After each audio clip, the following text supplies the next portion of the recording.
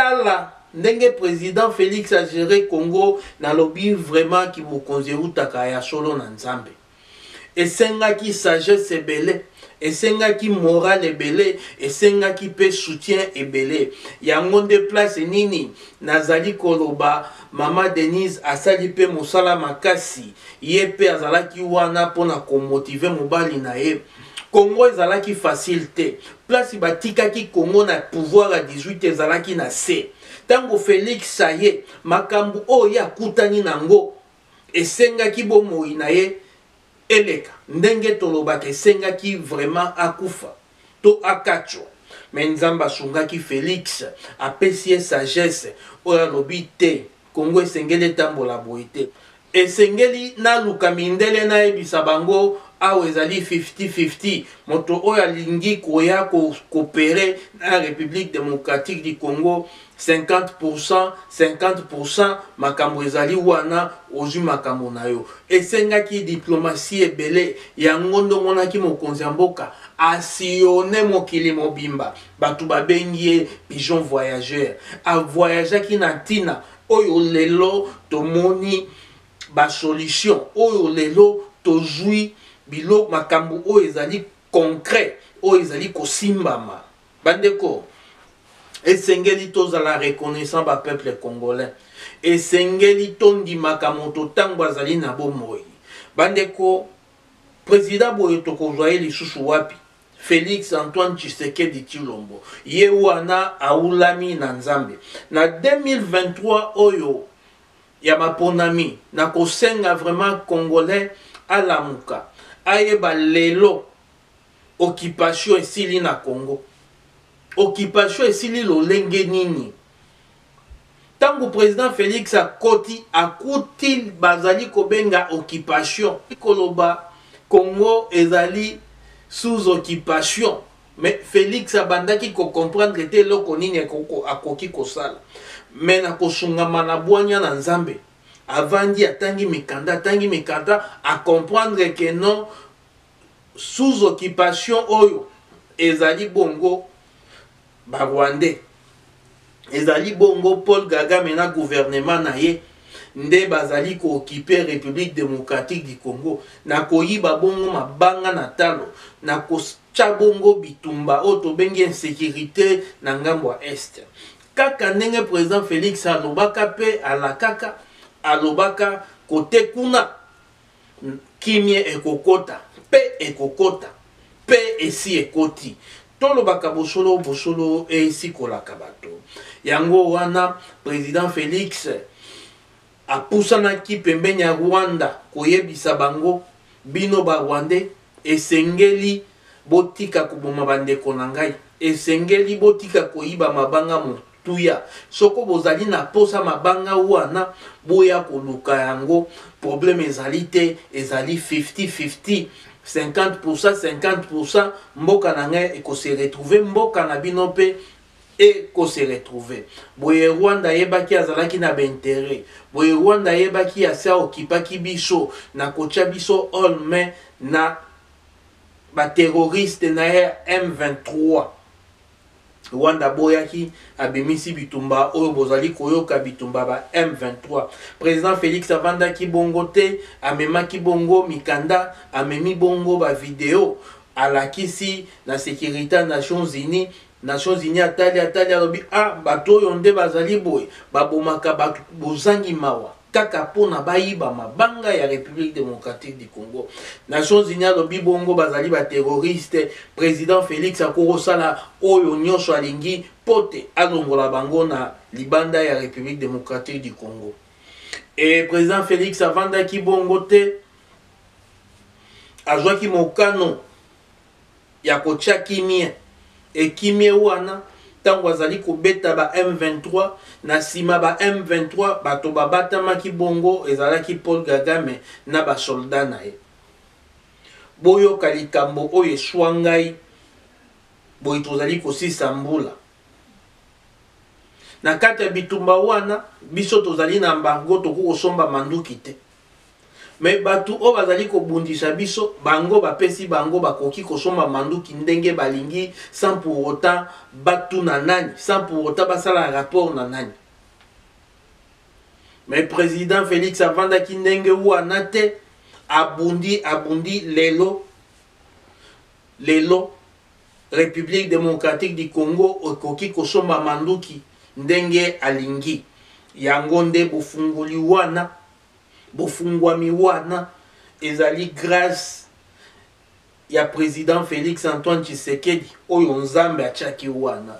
Soko ezalaki na sagesse na ete mbele lelo tozali kaka na masapo.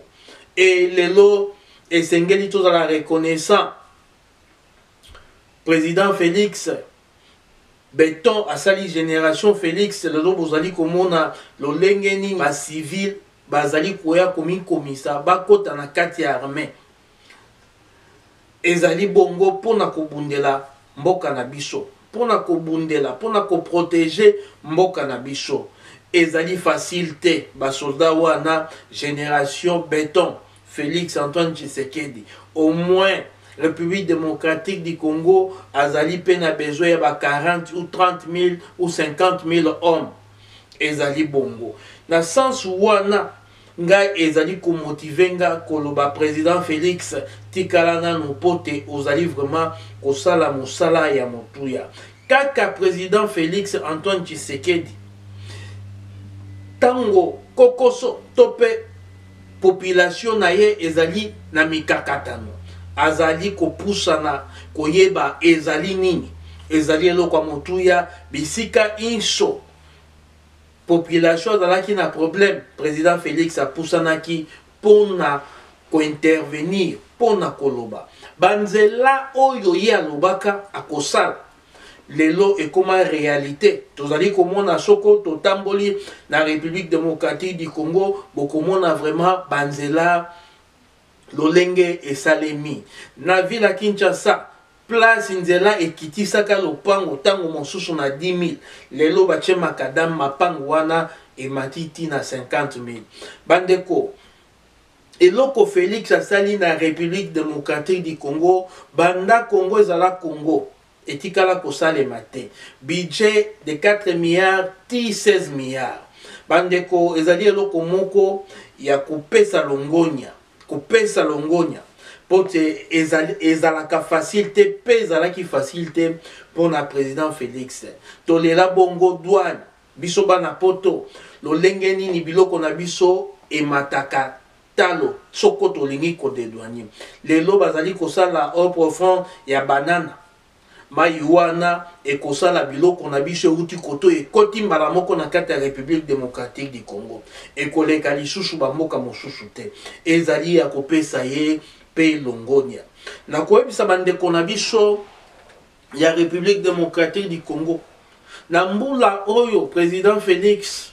aleki kozala président na République démocratique du Congo ezali mbula oyo peuple congolais fungoli misu peuple congolais comprendre lolenge nini mboka wana ezalaki motuya lolenge nini mboka wana babandaki koloba mboka wana ezali na mosolo nango ezali komona na te na pouvoir ya Félix à faire comprendre batu mbongo ezalaki metala pouvoir ya 18 ans place nini ememaki mboka ememaki yango bongo na ba contrat léonais lelo nazali koloba bosolo ekosikola bato lelo congolais ako vivre richesse na ye na misu mais nga nayebisi ba congolais to soutenir président Félix Antoine Tshisekedi na mikolo oyo nyonso esengeli tocha bango na mabondeli tango na ye nalobi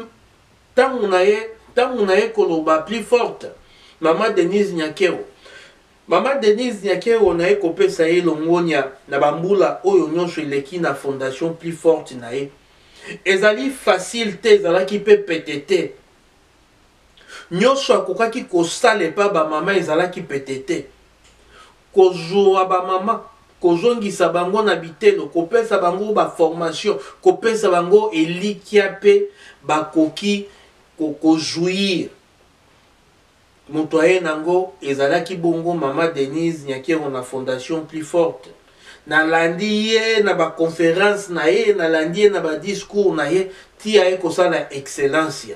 Excellence wana ye kosala aye kaka kopesa pe bourse, kopesa pe chance epa ya bana nyonso ya babola ba oyo bazalaka mayele.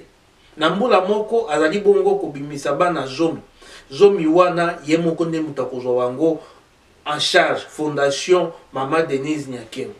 Bandeko, excellence ya wana na mbula nyonso leki esungi biso ba peuple congolais, esungi biso babola. Yango nene koloba lisusu longonya na mokonzi ya mboka elongo na mwasi na ye. Esengeli penza toloba longonya na ndimi vraiment baulami na Nzambe.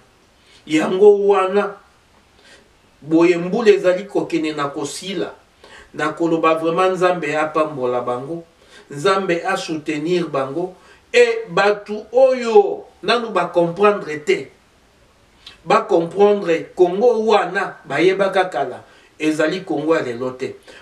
Biso batu tozali na mboka bapaya nde tozali ko vivre misala ya président Félix Antoine Tshisekedi. Congo wana ezali Congo kobomola lisusu kesa leta te. Congo wana ezali lisusu fingi te batyo bapesio poste. Congo wana ezali lisusu ya batu ya bulu yekete. Lelo Congo ekomi mboka ya lokumu. Merci na président Félix Antoine Tshisekedi. Merci na Mama Denise Nyakero elongo na Fondation Plus Forte. Tozali wana pona ko soutenir bino. Merci na bakambi nyonso oyo batambola ki elongo na président Félix pe na Fondation Plus Forte. Longonya na bino. Tozali wana na 2023 toko soutenir bino. Oui, na yebi bandoki basilite, bandoki bazali ebele biso tozali wana pona kobondela. Mais président boye toko joye lisusu wapi. Na koloba bosolo eko siko na biso. Na pesi mbote pe ba bonne fête na ba konzi ya mboka. Na pesi ba bonne fête na République démocratique du Congo. Na pesi pe ba bonne fête na bandeko na nga nyonso ya Bandalungwa. Na pesi pe ba bonne fête na ba oyo nyonso basali Congo etambola ndenge etamboli lelo. Na yebi tokolonga na Nzambe. Nazali bongo na mboka oyo Colombis. Awa nde bisika nazali na mboka États-Unis. Ezalaki wabino bobi batantu. Na pesi mbote na mwana nanga Rosalina azali bongo na sima ya kamera. Na pesi mbote na Niclette Tungu oya papa Bobi. Na pesi mbote na Mika Proso oya papa Lina. Na pesi mbote na Irene Mena oya papa Fabrice. Na pesi mbote na Betty Mweni oyo ya papa Fils. En tout cas, Nzambazala na biso mbote na République démocratique du Congo mobimba na lingi bino makasi mbote na bana Bandalungwa tozali wana pona ko soutenir Kinshasa RDC ezali bongo pona lelo na suki wana bo s'abonner bo partager li solo ya Congo bayo.